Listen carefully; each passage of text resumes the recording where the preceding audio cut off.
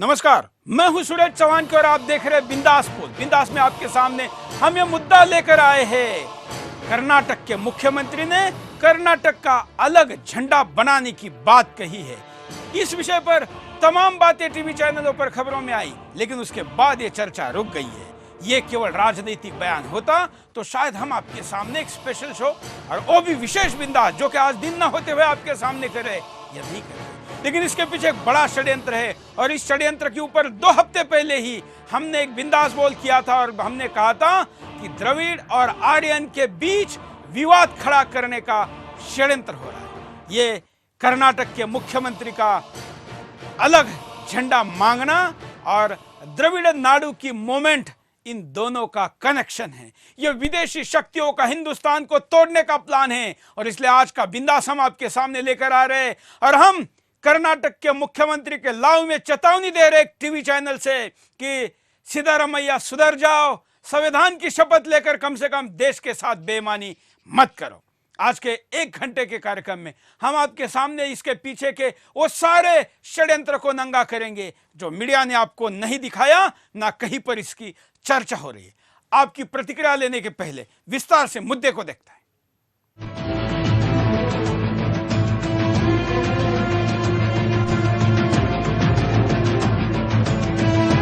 कर्नाटक में एक बार फिर अलग झंडे की मांग शुरू हो गई है।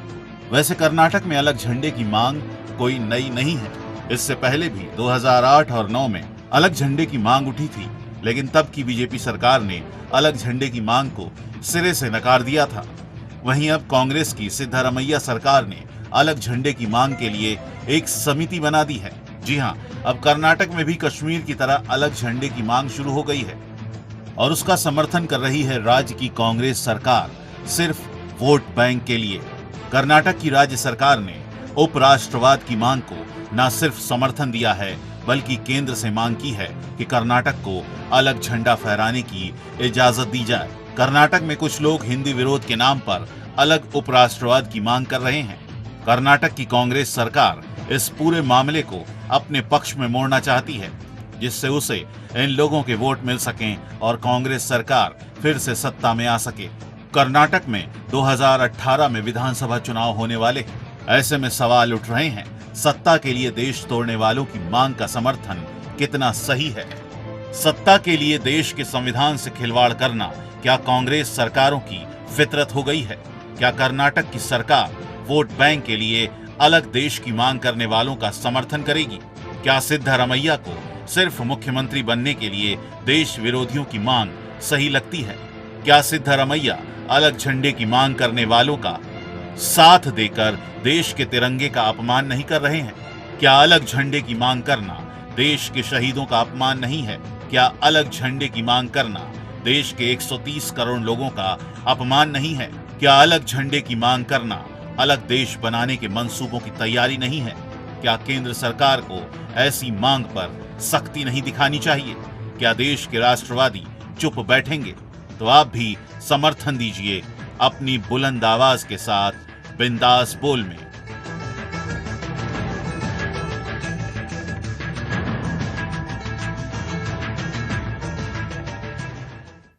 अब इसके पीछे का षड्यंत्र क्या है? सबने इस मुद्दे को केवल राष्ट्रवाद और तिरंगा यही तक रखा, संविधान तक रखा। मैं आपको कुछ ट्वीट दिखा रहा हूं। ये उस कैंपेन का हिस्सा है। कांग्रेस उत्तर में तो अपना सब कुछ जनाधार खो चुकी है और दक्षिण में भी पहले ही खो चुकी है और इसका कारण वो उसके रणनीतिकार मानते हैं कि उसने द्रविड़ और के विषय में अपना कोई स्टैंड कभी नहीं लिया। अब उसको लग रहा है कि कर्नाटक से उसका सफाया हो जाएगा। इसको रोकना है तो सिद्धारमैया के दिमाग में, भेजे में किसी ने जहर डाल दिया और उस जहर का परिणाम है कि उन्होंने पहली मांग इसकी कर दी कि उनके तथा कथित द्रविड़ नाडु अर्थात द्रविड़ों का देश जैसे तमिलनाडु है, इसकी मांग का एक विषय आगे किया जाए। ये एक ट्वीट है।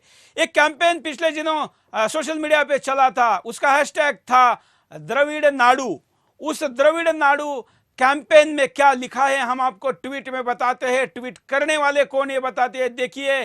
Salute to Karnataka effort to get its own flag, its imperative that Dravid Nadu आप हैशटैग जो ब्लू कलर में है ये आपको दिख रहा है कि हम built before we leave the Indian union, ये हिंदुस्तान से बाहर पड़ने के लिए हम करेंगे। आप इसको स्टॉप पॉज करते हैं, ये देखिए इसका हैंडल क्या है, ये सोवियत केरला जैसे सोवियत यूनियन था, ये उसके ऊपर लिखा है कॉमरेड नाम्बियार। अब ये कौन है कॉमरेड नाम्बियार? बहुत बड़ी हस्ती नहीं है, लेकिन कहां से है, कौन है और किस षड्यंत्र का हिस्सा, ये देखिए ऊपर कम्युनिज्म का फ्लैग लगा हुआ है, प्रोफाइल में लिखा है कॉमरेड नाम्बियार। ये कम्युनिज्म की निशानी है, सोवियत कम्युनिज्म की निशानी है, केरला टारगेट है, और उसके नीचे प्रोफाइल में देखिए my opinion are my own, Marxist खुद को कह रहा है, और ये मार्क्सिस्ट फॉर्मूला है, हिंदुस्तान को तोड़ना है तो आर्य द्रविड़न की बात करो। इसका लोकेशन आप अगर ट्विटर पर जाकर सर्च करेंगे, जो कि बैकग्राउंड में पीछे आपको दिख रहा है, दुबई लिखा हुआ है। 3 कनेक्शन, पहला द्रविडियन षड्यंत्र की वेस्टर्न फिलोसॉफी, कॉमरेड का षड्यंत्र, और इसके पीछे दुबई का शेखों के पैसे का connection. That is why I said that we must throw Hindu and Hindustan out of Dravida Nadu. ये अगले भी कुछ ट्वीट आप आपको दिखाते हैं, लेकिन ये आपको उस षड्यंत्र के साथ मैं इस पूरे अभियान को जोड़ रहा हूं जो मुख्यमंत्री सिद्धरामैया ने कहा है कि हमारे स्टेट का अलग फ्लैग होना चाहिए। ये बात कर्नाटका की नहीं है, जो कर्नाटका के लोग समझते हो कि अपने राज्य का प्रादेशिक राष्ट्रवाद या प्रदेशवाद को मुख्यमंत्री आगे ला रहे, नहीं, ये द्रविड़ नाडु का बड़ा षड्यंत्र है। कौन है द्रविड़ नाडु के पीछे? ये देखिए, ये आंकड़ा देखिए, ये द्रविड़ नाडु वाले क्या कह रहे हैं, ये कह रहे worry about Dravida Nadu and Kashmir. ये फोटो है, ये कह रहे हैं कि dear Kashmiris we Tamil stand with you.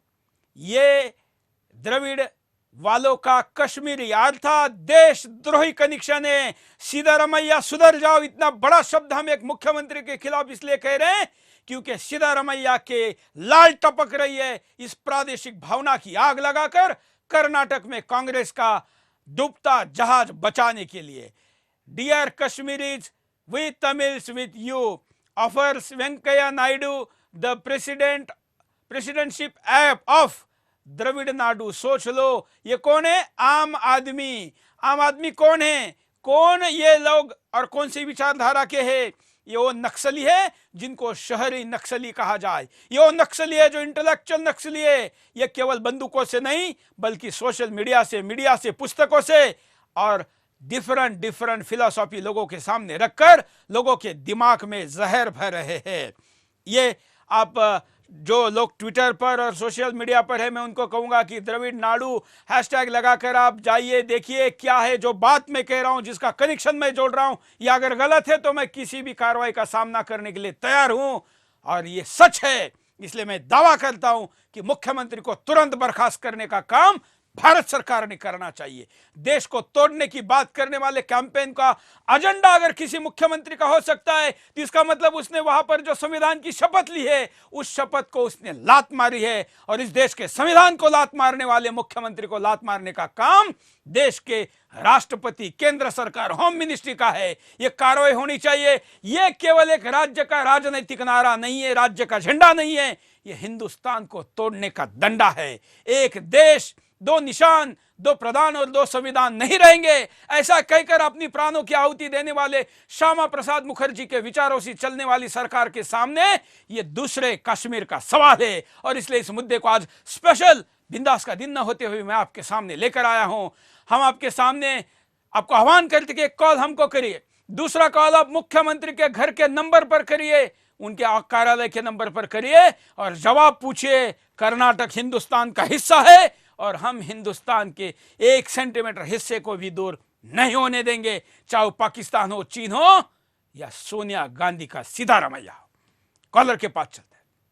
जय हिंद, बोलिए। ये दक्षिण भारत में हिंदुओं को बलपूर्वक व सेवा के नाम पर ईसाई व मुस्लिम बनाया जा रहा है। वहाँ हिंदू आबादी व हिंदू राष्ट्रवाद बहुत घट गया है। ये अलग झंडे की मांग, दूसरा ईसाई व मुस्लिम देश की मांग व आतंकवाद बढ़ाएगी। जैसे अमेरिका के स्टार विजय चैनल जो ईसाई मिशनरी के पैसे चलता है वो हिंदुओं को कमजोर करने के लिए हिंदू विरोधी पोप का दलाल कमल हसन को रुपए देकर हिंदू धर्म को कमजोर करा जा रहा है ताकि ईसाई मुसलमान बने। उस स्टार प्लस व अन्य मीडिया बिल्कुल, ये वही बेल्ट है जिस बेल्ट में बड़े पैमाने पर डेमोग्राफिक चेंज आया है, लोक संख्या संतुलन बिगड़ गया है और तमिलनाडु तो करीब करीब धर्मांतरण में अतिवाद पार कर चुका है। कर्नाटक का दक्षिण हिस्सा भी बड़े पैमाने पर इन्फ्लुएंस हो चुका है।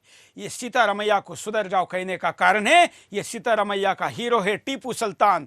ऐसे कातिलों को अगर ये हीरो मानेगा और उसको द्रविड़ हीरो बताकर अगर लोगों में जोड़ेगा तो क्या होगा हम सोच सकते हैं। ये वही सीतारमैया है जिन्होंने मुख्यमंत्री की शपथ लेकर अगर पहला कोई साइन किसी कागज और कानून पे किया होगा अध्यादेश पे, तो गाय की हत्या का कानून जो कर्नाटक में था उसको उन्होंने रद्द किया। आप समझ सकते हैं किस ट्रैक पर है सीतारमैया। सीतारमैया का ट्रैक कोई भी हो और वो किसी खाई में गिरे, हमें उससे मतलब नहीं है, क्योंकि उनका व्यक्तिगत आत्महत्या का प्रयास होगा। लेकिन देश की हत्या करने का प्रयास अगर कोई नेता, राजनीतिक दल या सत्ता करेगी तो उसको छोड़ेंगे नहीं। और इसलिए आज का बिंदास विशेष है और इस पर आपको बोलना जरूरी है। छोटे से ब्रेक के लिए रुकते, ब्रेक के बाद फिर आएंगे बिंदास बोल जाए।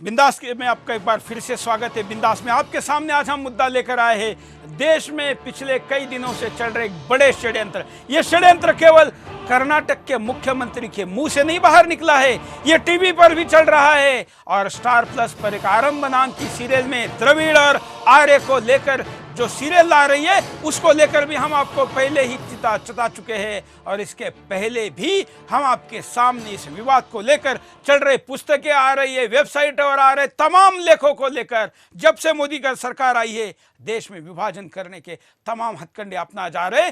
दलित हिंदू आपस में विवाद करना, जाति पाति भाषा प्रांत के साथ अब द्रविड़ और आर्यन के विवाद को आगे लेकर जाकर द्रविड़ नाडु अर्थात द्रविड़स्तान अर्थात द्रविड़ों का अलग देश हिंदुस्तान से अलग। और ट्वीट करके खुलेआम कहा जा रहा है कि हम इंडियन यूनियन से बाहर निकलना चाहते हैं। मूर्खों, इंडियन यूनियन कोई राजनीतिक आजादी और 70 साल पहले तैयार हुई नहीं है। यह हजारों साल पहले से सांस्कृतिक हिंदुस्तान का वो यूनियन है जिसको कोई शक्ति तोड़ नहीं सकती। और भले पाकिस्तान के रूप में भले ही अलग बनाई जाती हो, उसको अखंड भारत के रूप में कुछ सालों बाद जुड़ना होगा और ये हम जोड़कर दिखाएंगे। कई कॉलर हमारे साथ जुड़े, उनके पास चलता है।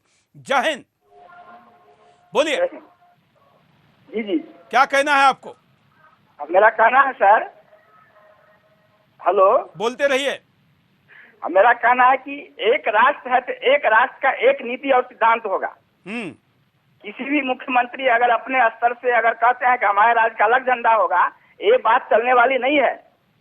क्योंकि राष्ट्र से बड़ा धर्म नहीं हो सकता है, राष्ट्र बड़ा है और राष्ट्र के सामने बिल्कुल राष्ट्र बड़ा है, लेकिन कुछ लोगों के लिए राष्ट्र से बड़ी सत्ता है, सत्ता की लालच है, मोह है, अपने ऊपर के बॉस का आदेश है। और जब बॉस ऊपर से कोई नचैया हो, कोई कठपुतली की तरह नाचने के लिए तैयार हो क्योंकि दोबारा तुमको कुर्सी पर बिठाएंगे, ये उसको लालच दिया जाए और वो देश के संविधान के साथ, देश के संप्रभुता के साथ अगर षड्यंत्र करे तो उसके खिलाफ बिंदास बोलना बनता है।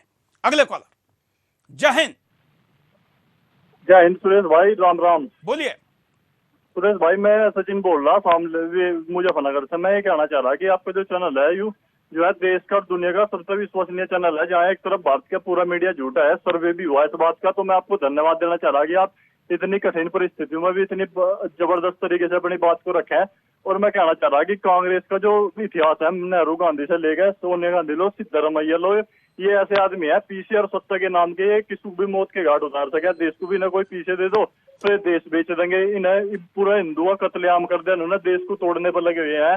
इन्हें सत्ता चाह, बस सत्ता सत्ता सत्ता, और कुछ नहीं चाहता। इन्हें जहाँ भी देखा है, इन्हें तो जो है काटने का समय आएगा। सारे देश की जनता को जो है हिंदू को मिल गया, इन्हें कांग्रेस को ढूंढ रहा है गिलासू का काटा जब जा बस। बिल्कुल बिल्कुल सही कह रहे हैं आप। और इसलिए सत्ता, केवल सत्ता, और केवल सत्ता के लालचियों का अगर नचैया कहीं दूसरा बैठा हो, विदेशी शक्तियां हो, तो ये होना तय है। और जिस प्रकार के लोग, मैं जो बात कह रहा हूं इसका पुख्ता सबूत दे रहा हूं। अब जस्ट ट्विटर पर जाइए, हैशटैग लगाइए द्रविड़ नाडू, और आपको जो ट्वीट निकलेंगे वो ट्वीट करने वाले लोगों के नाम देखिए। उनमें कौन है, कौन से धर्म के, कौन से जाति के, कौन से प्रांत के है, कहां बैठे हैं, कौन से विचारधारा के हैं, आपको पता चल जाएगा कि ये किसी मुख्यमंत्री का राजनीतिक शबूका नहीं, तो एक बड़ा षड्यंत्र का हिस्सा है। आज क्या स्थिति है कर्नाटक में, इस पे भी नजर डालते हैं।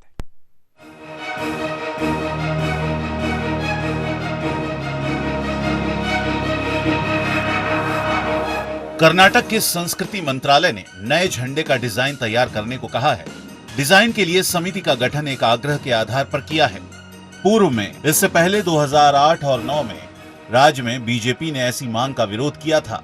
प्रसिद्ध तथाकथित कन्नड़ लेखक और पत्रकार पाटिल पुटप्पा और समाज सेवी भीमप्पा गुंडप्पा गड़पा की ओर से दिए गए ज्ञापन के बाद इस समिति का गठन किया गया। पुटप्पा और गड़पा ने अपने ज्ञापन में सरकार से अनुरोध किया था कि कन्नड़ नाडु के लिए एक अलग झंडा डिजाइन किया जाए और उसे कानूनी आधार दिया जाए। कर्नाटक में अभी एक झंडा है जिसे राष्ट्रीय पर्व के अवसर पर नहीं बल्कि अन्य आयोजनों पर फहराया जाता है। खासकर 1 नवंबर को कर्नाटक दिवस मनाए जाने के दौरान लाल और पीले रंग के कन्नड़ झंडे का डिजाइन M.A. रामामूर्ति ने तैयार किया था। साल 2012 में सदानंद गौड़ा की अगुवाई वाली बीजेपी सरकार ने कर्नाटक हाईकोर्ट में कहा था कि उसने 2 रंग वाले कन्नड़ के आधिकारिक झंडे को स्वीकार करने से इनकार किया है क्योंकि ये देश की अखंडता और एकता के खिलाफ है। बहरहाल अगर कर्नाटक में अलग झंडा अस्तित्व में आता है तो अनुच्छेद की धारा 370 के तहत विशेष दर्जा प्राप्त जम्मू कश्मीर के बाद ये दूसरा राज्य होगा जिसका अपना अलग झंडा होगा। भले ही मुख्यमंत्री सिद्धारमैया ने अलग झंडे की सोच को हवा देते हुए और अपने बचाव में यह सवाल उठाया हो कि ऐसा नहीं कर पाने का संविधान में कोई प्रावधान है क्या, आपने संविधान देखा है क्या? लेकिन हकीकत यह है कि कर्नाटक कश्मीर नहीं है। कश्मीर का जिस तरह भारत में विलय हुआ है और भारत के हाथों कई युद्धों में पराजय के कारण पाकिस्तान वहां लंबे समय से अलगाववादी गतिविधियों को पोषित कर रहा है, उससे वहां की समस्याएं जुड़ी हैं। कश्मीर के लोग अनुच्छेद 370 को अपना विशेषाधिकार समझते हैं, वहीं कर्नाटक के साथ ऐसी कोई बात नहीं है। कर्नाटक में अगर कोई दबी छिपी भावना है भी तो वो हिंदी के वर्चस्व और उसे थोपने को लेकर है। ये भी संभव है कि कर्नाटक में अलग झंडे को आधिकारिक रूप से अस्तित्व में लाने की सोच को अदालत में मजबूत चुनौती दी जाए। बहरहाल कुल मिलाकर सिद्धारमैया की ये चाल उपराष्ट्रवाद की भावना को हवा देकर राज्य में अपनी कमजोर हो चुकी पकड़ को मजबूत करने से जुड़ी है, ताकि मई 2018 में वो एक बार फिर जीत सकें। और चुनावी लाभ के लिए उपराष्ट्रवाद को हवा देने की कोशिशों को तो हम 2015 में बिहार विधानसभा चुनाव और 2017 में उत्तर प्रदेश विधानसभा चुनाव में भी देख ही चुके हैं।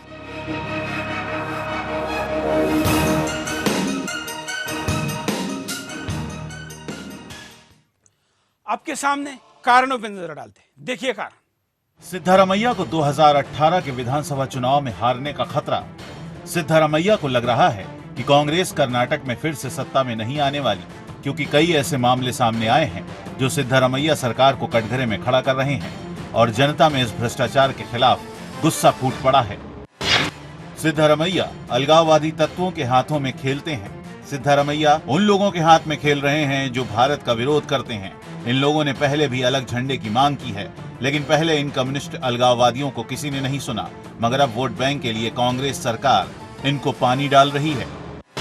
कांग्रेस का इतिहास रहा है अलगाववादियों को समर्थन। कांग्रेस ने हमेशा देश की अलगाववादी शक्तियों को समर्थन दिया है। कहीं कहीं तो न सिर्फ समर्थन दिया बल्कि अलगाववादी शक्तियों को खड़ा भी किया। पंजाब इसका जीता जागता उदाहरण है। लेकिन इन्हीं अलगाववादी शक्तियों ने फिर कांग्रेस को नाको चने चबवा दिए।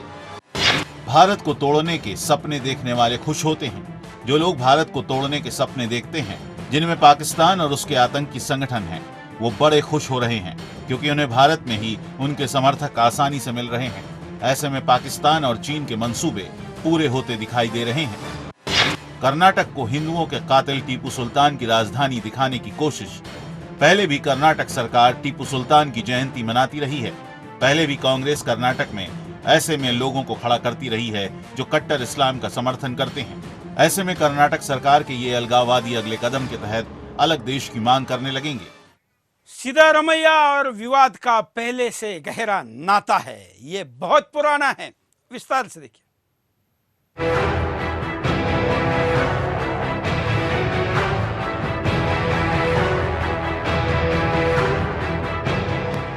वैसे तो सिद्धारमैया का विवादों से पुराना नाता रहा है। देश विरोधी और समाज विरोधी बयान देने में सिद्धारमैया को कोई फर्क नहीं पड़ता। सिद्धारमैया को मतलब होता है सिर्फ वोट बैंक से, अपनी सरकार बनाने से। सत्ता के लिए सिद्धारमैया कुछ भी कर सकते हैं, जैसे अभी किया अलग झंडे की मांग का समर्थन। यही नहीं, सिद्धारमैया एक शख्स से अपने जूते का फीता बंधवाते दिख रहे हैं। सिद्धारमैया के जूते का फीता बांधने का वीडियो वायरल हो गया है। वीडियो में दिखाई दे रहा है कि एक व्यक्ति झुकता है और मुख्यमंत्री के जूते का फीता बांधता है, लेकिन बाद में मुख्यमंत्री कार्यालय ने फौरन इन आरोपों का खंडन किया। वहीं मुख्यमंत्री ने ट्वीट कर कहा कि मैं ये स्पष्ट करना चाहता हूं कि किसी ने मेरे जूते के फीते नहीं बांधे हैं। जिस फोटो को लेकर सवाल उठ रहे हैं उसे तब खींचा गया है जब एक रिश्तेदार मेरे पैर छूने के लिए झुका था। कर्नाटक के सीएम सिद्धारमैया को मंच पर एक महिला ने भरी सभा में किस कर लिया। किस करने वाली महिला जिला पंचायत सदस्य है, जबकि मंच पर सीएम सिद्धारमैया मुस्कुराते रहे। राजनीति के मंच पर ऐसे दृश्य कम ही देखने को मिलते हैं। प्रदेश बीजेपी अध्यक्ष बीएस येदियुरप्पा ने हाल में दावा किया था कि सिद्धारमैया सरकार के कई बड़े नामों ने कांग्रेस आलाकमान को बड़ी रकम का भुगतान किया है। सिद्धारमैया के संसदीय सचिव के गोविंदराजू की डायरी की कथित प्रविष्टियों में कांग्रेस के कुछ नेताओं के नामों से मिलते जुलते शॉर्ट फॉर्म दिखाए गए हैं और ऐसा दावा किया जा रहा है कि उन्हें करोड़ों रुपए का भुगतान किया गया। सूखा प्रभावित कर्नाटक में सीएम सिद्धारमैया के आने से पहले 5000 लीटर पानी का इस्तेमाल महज सड़क धुलने के लिए किया जाता था। महाराष्ट्र समेत देश के कई राज्य सूखे की मार झेल रहे थे। उधर सूखा प्रभावित इलाकों का दौरा करने के लिए आ रहे कर्नाटक सीएम सिद्धारमैया के पहुंचने से पहले सड़कों की धूल खत्म करने के लिए 5000 लीटर पानी बर्बाद किया गया था। बीफ विवाद पर कर्नाटक के सीएम सिद्धारमैया ने कहा कि वो अब बीफ खाना शुरू करेंगे। सिद्धारमैया ने बीफ खाए जाने को लेकर बीजेपी नेताओं के बयान और विवाद पर एतराज जताते हुए कहा कि अब तक मैं बीफ नहीं खाता था, लेकिन अब बीफ खाना शुरू कर दूंगा। वहीं सिद्धारमैया ने अपनी सरकार बनते ही सबसे पहले बीफ कानून को हटाया। गैर कानूनी कत्लखानों को चलाने की खुली छूट दे दी। सिद्धारमैया ने अपने ऑफिशियल ट्विटर अकाउंट्स पर सियाचिन को चीन का हिस्सा बता दिया था।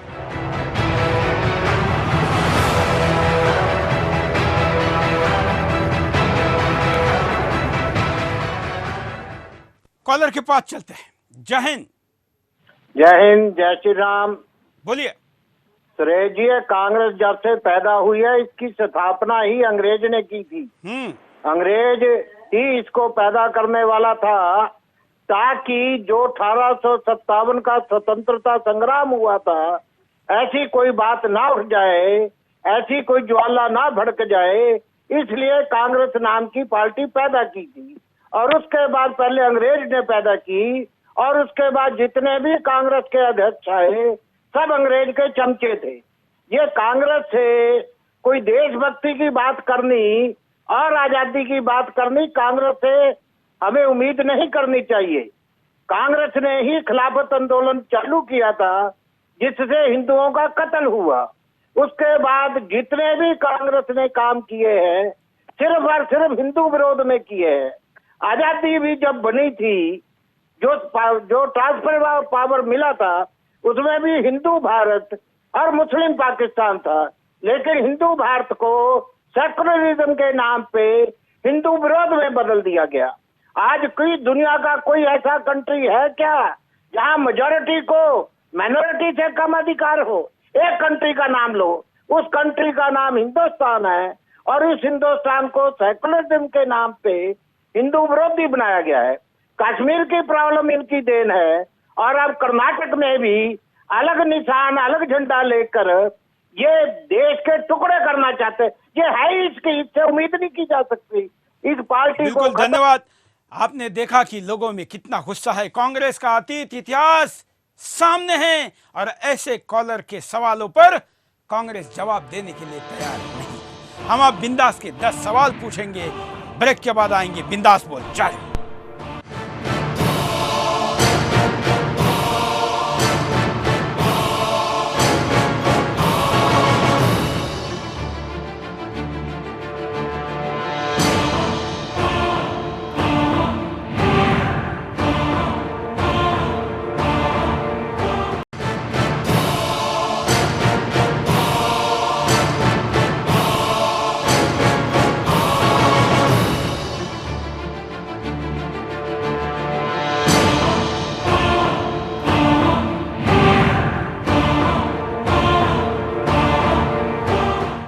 ब्रेक के बाद आपका एक बार फिर से स्वागत है। बिंदास बोल देख रहे हैं आप। आज के बिंदास में हिंदुस्तानी सवाल पूछ रहे सीतारमैया से। सवाल पूछने के लिए हम स्क्रीन पर नंबर चला रहे हैं।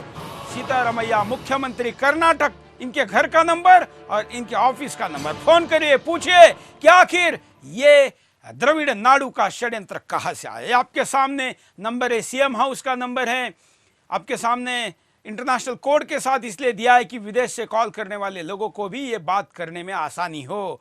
भले सीतारमैया संभव नहीं कि सारे कॉल पर आए या किसी कॉल पर आए, लेकिन ये मैसेज जाना चाहिए कि देश दुनिया से फोन आ रहे हैं कि द्रविड़ नाडु के षड्यंत्र का हिस्सा कर्नाटक को बनने नहीं देंगे और हिंदुस्तान के तोड़ने के किसी भी षड्यंत्र को हिंदुस्तान विरोध करेगा।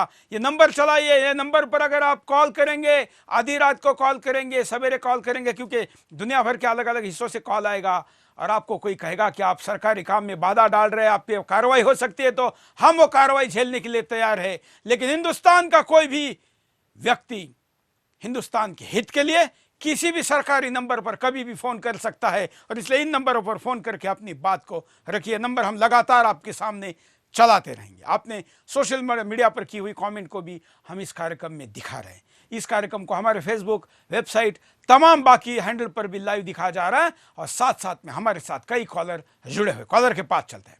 जय हिंद। जय हिंद। बोलिए, क्या कहना है? हेलो, जय हिंद सुरेश जी, मैं बेतिया बिहार से बोल रहा हूँ। हाँ, मैं आपके हिंदुत्व की विचारधारा को आगे बढ़ाने के लिए आपका जो प्रयास है उसको कोटि कोटि प्रणाम करता हूँ। और ये सिद्धरमैया जी ने जो नया सी गुफा तोड़ा है, ये तो की कब्र खोदेंगे अपनी। ये अपनी कब्र खोद रहे हैं कांग्रेसी। बिल्कुल सही कह रहे हैं आप। और ये शिगुफा नहीं, इतना बस दुरुस्ती कर लीजिए। ये शिगुफा छोटी चीज होती है, नजरअंदाज हो सकता है, इग्नोर किया जा सकता है, लेकिन षड्यंत्र को नहीं इग्नोर किया जा सकता।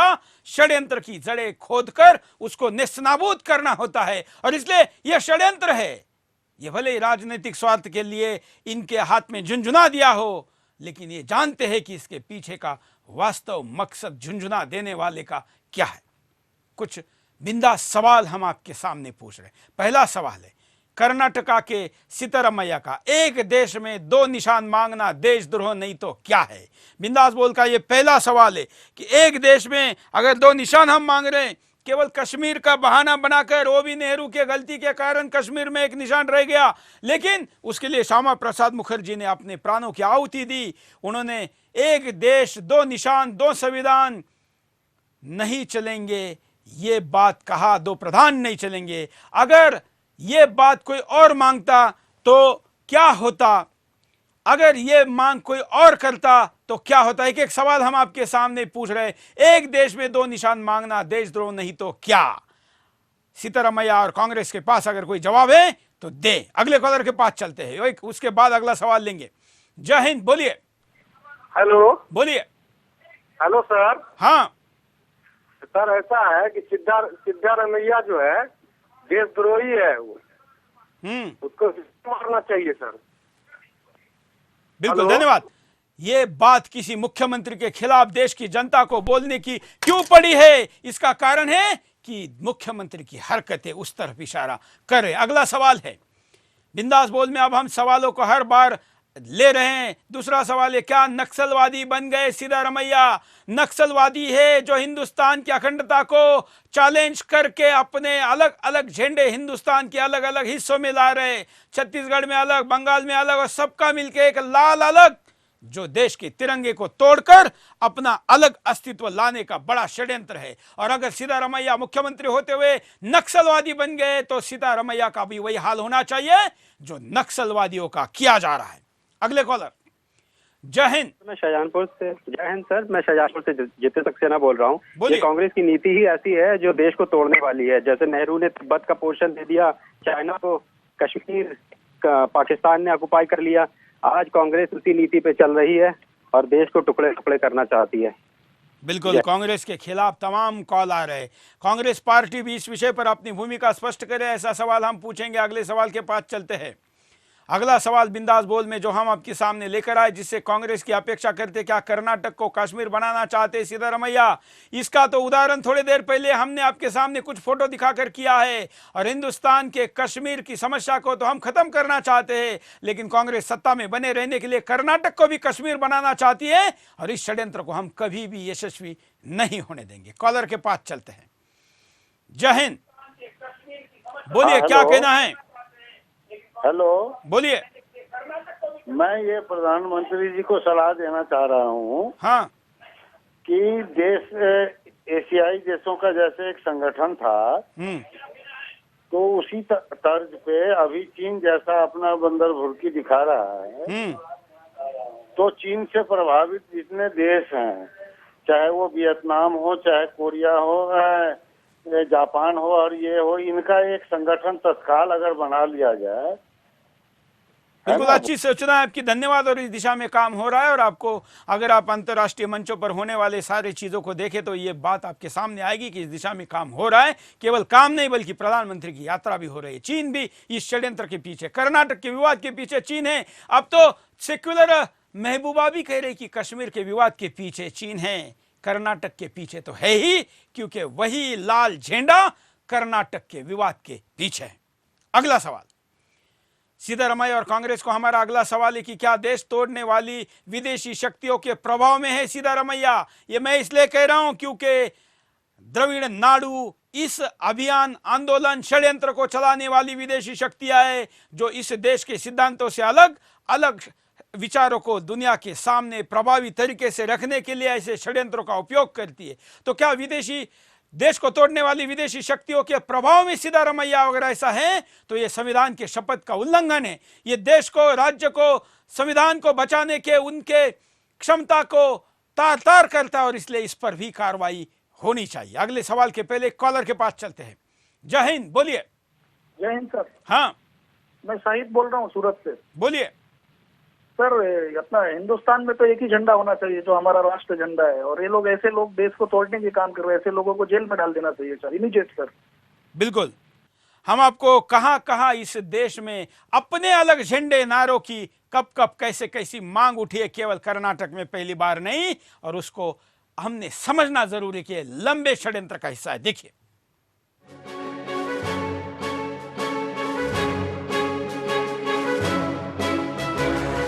कर्नाटक में अलग झंडे की मांग पहले भी उठती रही है। 2008 और 9 में बीजेपी सरकार ने पहले ही अलग झंडे की मांग को नकार दिया था, लेकिन अब कांग्रेस की सिद्धारमैया सरकार ने अलग झंडे की मांग को मान लिया है और साथ ही एक 9 सदस्यीय समिति भी बना दी है।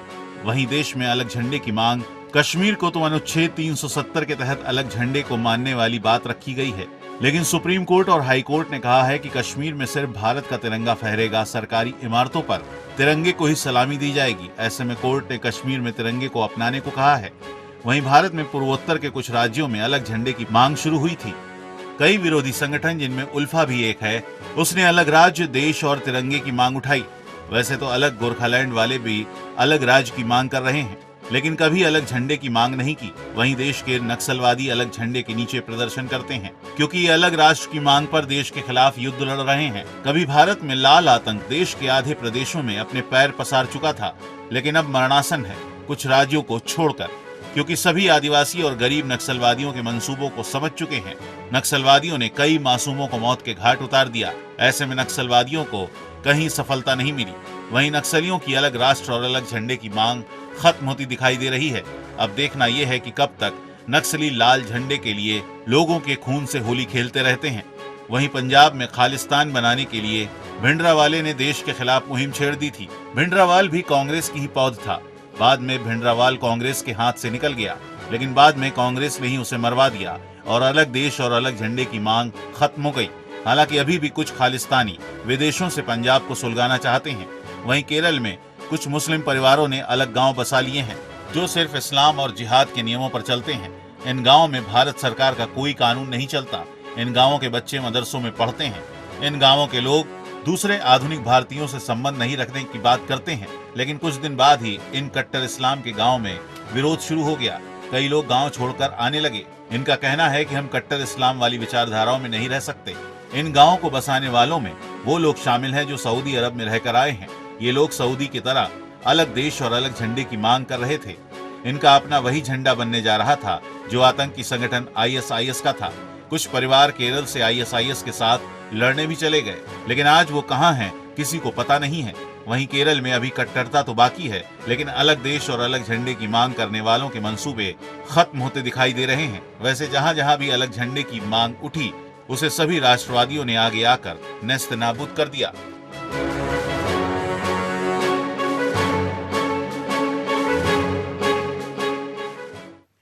अगला सवाल पूछते हैं, देखते हैं इसका जवाब क्या है सिद्धारमैया और कांग्रेस के पास। सवाल है, आज राज्य का झंडा मांगा, कल देश मांगोगे? क्योंकि जो बात द्रविड़ नाडु की है वो एक देश की ही है, तो क्या गारंटी कि कल ऐसा नहीं करोगे? आखिर देश को तोड़ने वाले एक एक कदम तोड़ते हैं, और जैसे चोटी का एक एक बाल निकाला जाता है और बाद में पूरी चोटी खत्म की जाती है, वैसे ही ये मांग का पहला बाल है। और इसलिए आज राज्य का झंडा मांगा, कल देश का नहीं मांगोगे, इसकी क्या गारंटी? कॉलर के पास चलते हैं। जय हिंद। जय हिंद। मैं अविनाश कुमार सिन्हा बोल रहा हूँ, भारतीय वायु सेना से। बोलिए।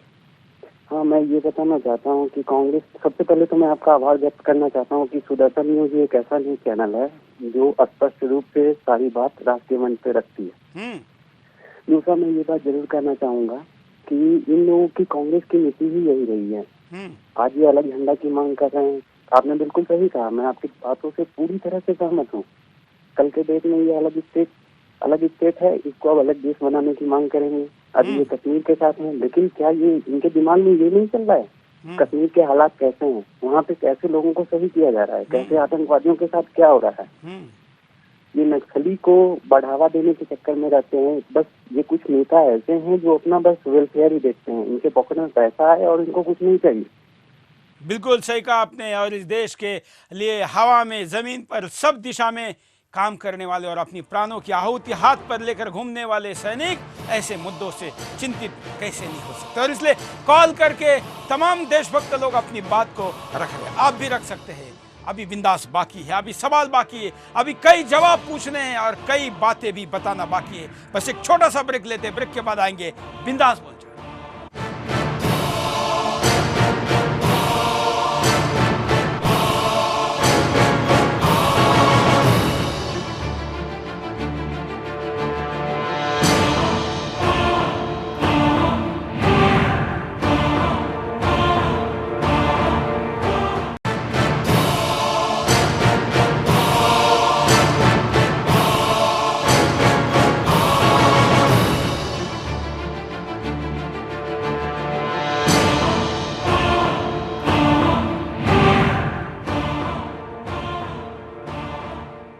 चलिए जरा तिरंगे के इतिहास पर भी नजर डालते हैं। देखिए,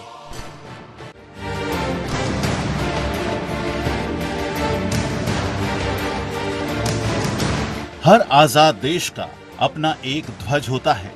ये एक स्वतंत्र देश होने का संकेत है। भारतीय राष्ट्रीय ध्वज को इसके वर्तमान स्वरूप में 22 जुलाई 1947 को आयोजित भारतीय संविधान सभा की बैठक के दौरान अपनाया गया था, जो 15 अगस्त 1947 को अंग्रेजों से भारत की स्वतंत्रता के कुछ ही दिन पूर्व की गई थी। इसे 15 अगस्त 1947 और 26 जनवरी 1950 के बीच भारत के राष्ट्रीय ध्वज के रूप में अपनाया गया और इसके बाद भारतीय गणतंत्र ने इसे अपनाया। भारत में तिरंगे का अर्थ भारतीय राष्ट्रीय ध्वज है। भारतीय राष्ट्रीय ध्वज में 3 रंग की क्षैतिज पट्टियां हैं। सबसे ऊपर केसरिया, बीच में सफेद और नीचे गहरे हरे रंग की पट्टी, और ये तीनों समानुपात में हैं। ध्वज की चौड़ाई का अनुपात इसकी लंबाई के साथ 2 और 3 का है। सफेद पट्टी के मध्य में गहरे नीले रंग का एक चक्र है। ये चक्र अशोक की राजधानी के सारनाथ के शेर के स्तंभ पर बना हुआ है।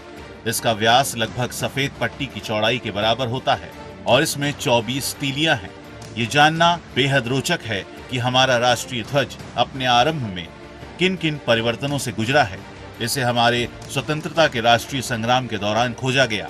भारतीय राष्ट्रीय ध्वज का विकास आज के इस रूप में पहुंचने के लिए अनेक दौरों से गुजरा है। एक रूप से ये राष्ट्र में राजनीतिक विकास को दर्शाता है। हमारे राष्ट्रीय ध्वज के विकास में कुछ ऐतिहासिक पड़ाव रहे हैं। पहला राष्ट्रीय ध्वज 7 अगस्त 1906 को पारसी बागान चौक कलकत्ता में फहराया गया था, जिसे अब कोलकाता कहते हैं। दूसरे ध्वज को पेरिस में मैडम कामा और 1907 में उनके साथ निर्वासित किए गए कुछ क्रांतिकारियों ने फहराया था। ये भी पहले ध्वज के समान था, सिवाय इसके कि इसमें सबसे ऊपर की पट्टी पर केवल एक कमल था, लेकिन 7 तारे सप्तऋषि को दर्शाते हैं। ये ध्वज बर्लिन में हुए समाजवादी सम्मेलन में भी प्रदर्शित किया गया था। तीसरा ध्वज 1917 में आया, जब हमारे राजनीतिक संघर्ष ने एक निश्चित मोड़ लिया। डॉक्टर एनी बेसेंट और लोकमान्य तिलक ने घरेलू शासन आंदोलन के दौरान इसे फहराया। इस ध्वज में 5 लाल और 4 हरी क्षैतिज पट्टियां एक के बाद एक और सप्तऋषि के अभिविन्यास में इस पर बने 7 सितारे थे। वर्ष 1931 ध्वज के इतिहास में एक यादगार साल है। तिरंगे ध्वज को हमारे राष्ट्रीय ध्वज के रूप में अपनाने के लिए एक प्रस्ताव पारित किया गया। ये ध्वज, जो वर्तमान स्वरूप का पूर्वज है, केसरिया, सफेद और मध्य में गांधी जी के चलते हुए चरखे के साथ था। 22 जुलाई 1947 को संविधान सभा ने इसे मुक्त भारतीय राष्ट्रीय ध्वज के रूप में अपनाया। स्वतंत्रता मिलने के बाद इसके रंग और उसका महत्व बना रहा। केवल ध्वज में चलते हुए चरखे की जगह पर सम्राट अशोक के धर्म चक्र को दिखाया गया। भारत के राष्ट्रीय ध्वज की ऊपरी पट्टी में केसरिया रंग है, जो देश की शक्ति और साहस को दर्शाता है। बीच में सफेद पट्टी धर्म चक्र के साथ शांति और सत्य का प्रतीक है। निचली हरी पट्टी उर्वरता, पृथ्वी और भूमि की पवित्रता को दर्शाती है। तिरंगे में बने धर्म चक्र को विधि का चक्र कहते हैं, जो 3री शताब्दी ईसा पूर्व मौर्य सम्राट अशोक ने सारनाथ मंदिर में अपने स्तंभ में बनवाया था। इस चक्र को प्रदर्शित करने का आशय ये है कि जीवन गतिशील है और रुकने का अर्थ मृत्यु से है।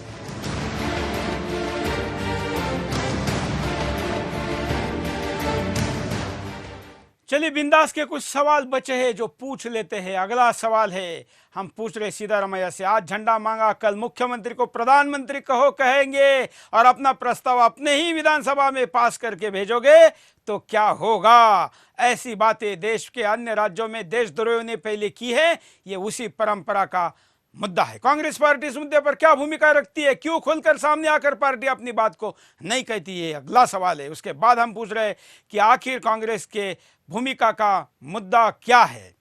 अगला सवाल आपको दिखाएंगे। उसके पहले हम आपको कॉलर के पास लेके चलते हैं। जय हिंद, बोलिए सर। जय हिंद। क्या कहना है आपको? सर जय हिंद। हाँ सर, मैं सुनील शर्मा गाजियाबाद से बोल रहा हूँ। बोलिए सर, ये सारे के सारे कांग्रेसी हिंदुस्तान के हिस्से करना चाहते हैं। जैसे इन्होंने कश्मीर में आग लगाई, केरला, बंगाल, पश्चिमी उत्तर प्रदेश, ये हर जगह हिंदुओं को मारना चाहते, काटना चाहते हैं। बिल्कुल, और यहाँ तो पूरा हिंदुस्तान तोड़ने का विषय है, क्योंकि पूरे देश पर राज नहीं कर सकते तो टुकड़े करो, एक दूसरे पर डिपेंडेंसी रखो, मजबूर करो, लाचार करो, तो फिर वो उनको नचैया आसानी से नचा पाएगा। अगले कॉलर। जय हिंद।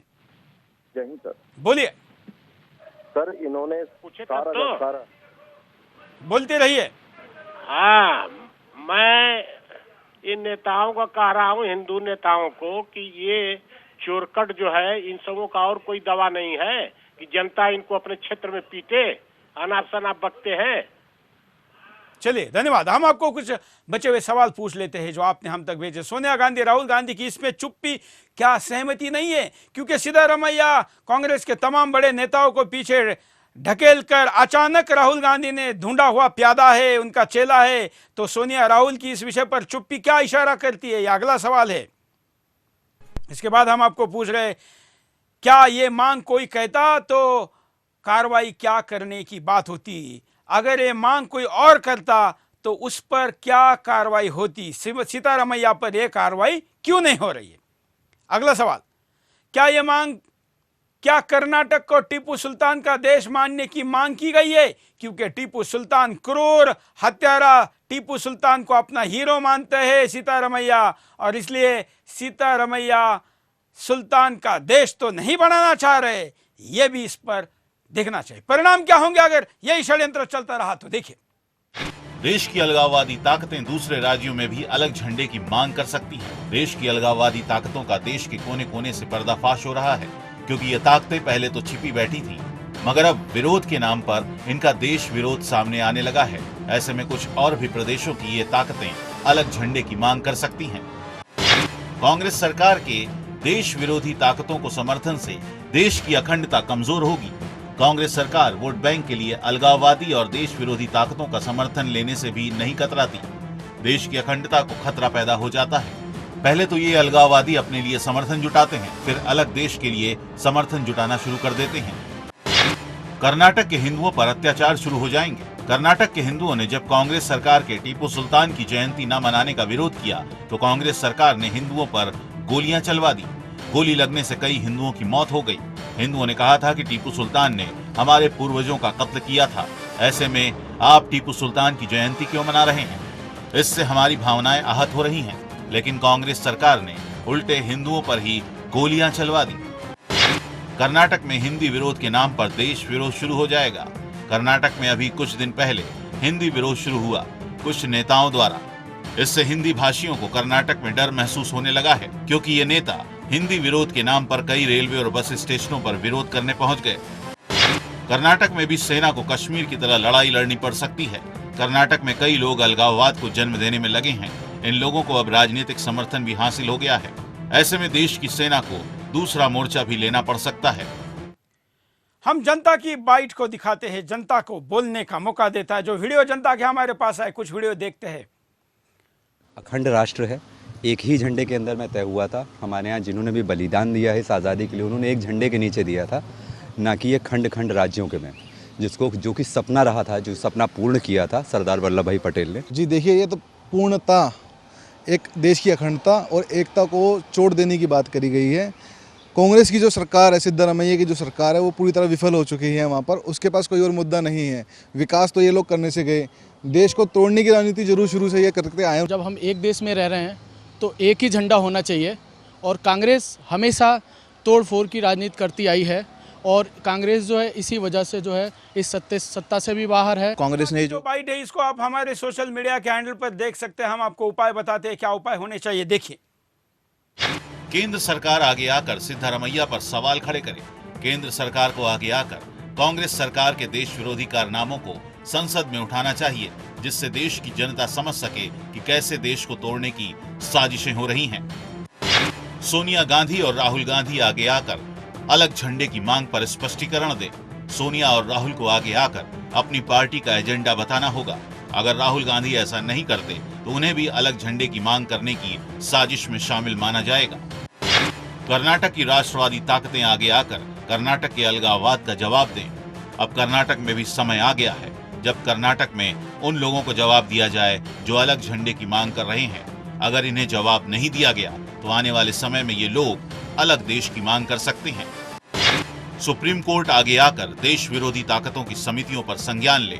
सिद्धारमैया ने 9 लोगों की समिति बनाई है जो ये देखेंगे कि कर्नाटक के झंडे का रंग क्या हो। केंद्र सरकार और सुप्रीम कोर्ट ऐसी समितियों को सबसे पहले अवैध घोषित करे। मित्रों, आपके सामने आज हम अचानक ये बिंदास बोल लेके आए। आज का दोपहर का फेसबुक लाइव जब मैंने किया, बिंदास बोल करने के पहले तो जो बड़ा रिस्पांस मिला, मैं समझ गया कि लोग चाहते कि इस मुद्दे को उठाया जाए, और इसलिए आज हमने आपके सामने इस मुद्दे को उठाया। तमाम लोगों ने अपनी बातें रखी। मैं जानता हूं कि इस मुद्दे को हमने जिस आक्रामकता के और जितने कठोर शब्दों के साथ रखा है, कई लोगों को ये बात अच्छी नहीं लगी होगी, लेकिन मैंने उनको सुनाने के लिए और उनको सुधारने के लिए बातों का, शब्दों का उपयोग किया है। आशा है कि कम से कम इन शब्दों बानों का इनके ऊपर कोई ना कोई असर जरूर हो। अब मैं आपको छोड़ चलता हूं इस मेरी जान तिरंगा है के साथ। आज के लिए इतना ही। जय हिंद।